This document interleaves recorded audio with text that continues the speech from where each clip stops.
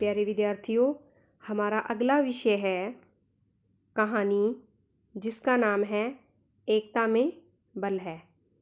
अर्थात एकता में क्या होता है? बल होता है। एक समय की बात है, गांव में एक बूढ़ा किसान रहता था। उसके 4 बेटे थे। वे चारों ही बहुत आलसी थे तथा आपस में हर दिन लड़ते रहते थे। किसान इस बात को लेकर बहुत परेशान रहता था, क्योंकि प्यारे बच्चों, अगर बच्चे आलसी होंगे तो माता पिता परेशान ही रहेंगे।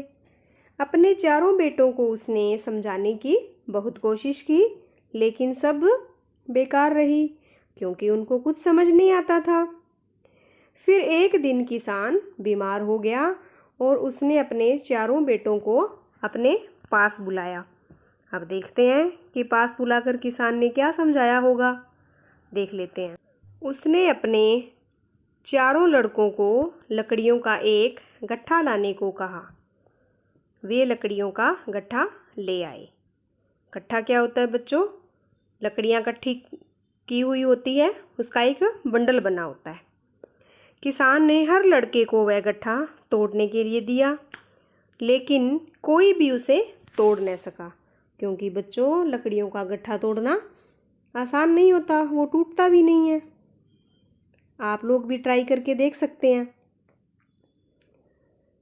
किसान ने वह गट्ठा खोलकर सभी लड़कों को एक एक लकड़ी दे दी। अब जो लकड़ियों का एक बंडल बना हुआ था वो क्या बन गया? एक एक लकड़ियां बन गई, क्योंकि वो बंडल खोल दिया जा चुका था। अब खुला बंडल था तो सारी की सारी लकड़ियां क्या थी? अलग अलग हो गई थी, अकेली हो गई थी। सभी लड़कों ने उन लकड़ियों को आसानी से तोड़ दिया। तब किसान ने समझाते हुए कहा, क्योंकि बच्चों देखो, लकड़ियां तोड़ना आसान हो गया था, क्योंकि लकड़ियां एक एक थी, इसलिए सभी ने तोड़ दी।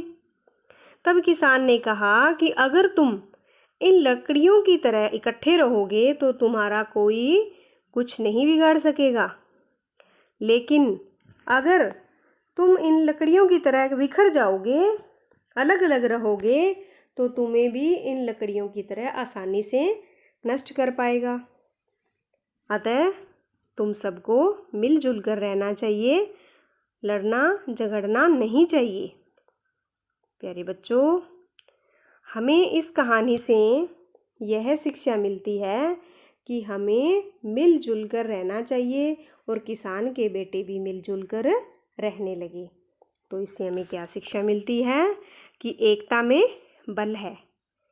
तो प्यारे बच्चों, आपको समझ आ गया होगा कि एकता में बल होता है। इसी प्रकार मिलती जुलती कहानी हम और देख लेते हैं। जैसे कि हम झाड़ू का उदाहरण ले सकते हैं। जैसे देखो कि झाड़ू अगर बंधी हुई होती है, उसके तिनके तिनके एक बंडल की तरह बंधे हुए होते हैं, तो वो कचरा साफ कर देती है, वो गंदगी साफ करती है। लेकिन अगर झाड़ू का बंडल खोल दिया जाए तो वो क्या होता है? वो खुद ही कचरा बन जाती है, और कचरे से कचरे को साफ नहीं किया जा सकता। यानी कि जो झाड़ू जो तिनके बंधे हुए होते हैं वो गंदगी साफ करने में सहायक होते हैं, साफ करते हैं, लेकिन अगर उसको खोल दिया जाए तो वह क्या हो जाएगी? खुद ही कचरा बन जाएगी। इसी प्रकार बच्चों, हम एक छोटी सी कहानी और देख लेते हैं इसी से मिलती जुलती। ये कहानी है बच्चों एक शेर और 4 बैल की। क्या था कि 4 बैल थे जिनकी गहरी दोस्ती थी। चारों साथ ही इधर उधर जाते। अगर खेत में घास चरने जाना होता तो भी साथ जाते। चारों ही हष्ट पुष्ट और बलवान थे। शेर को हमेशा ही ये लगता रहता कि अगर इनका मांस मुझे खाने को मिले तो मैं भी इनके जैसा ही हष्ट पुष्ट और बलवान बन जाऊं।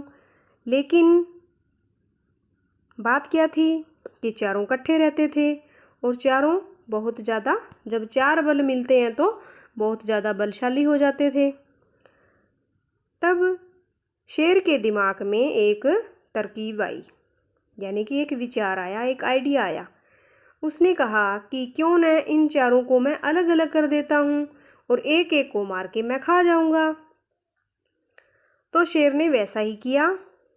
शेर ने एक एक करके सभी के कान भर दिए, एक दूसरे के खिलाफ बातें बताई। तब एक दूसरे के मन में गुस्सा था, लेकिन एक दूसरे से कोई भी बात करना नहीं चाहता था। और क्या हुआ कि एक एक को करके शेर मारकर खा गया। तो प्रिय बच्चों, आप भी इससे मिलती जुलती कोई कहानी अगर आपने सुनी है या फिर आपने पढ़ी है तो आप लिख सकते हैं, आप याद कर सकते हैं, जिससे हमें शिक्षा मिलती हो कि एकता में बल होता है। तो प्यारे बच्चों, मुझे पूरी उम्मीद है कि मेरा कहानी एकता में बल है आपको अच्छे से समझ आ गया है।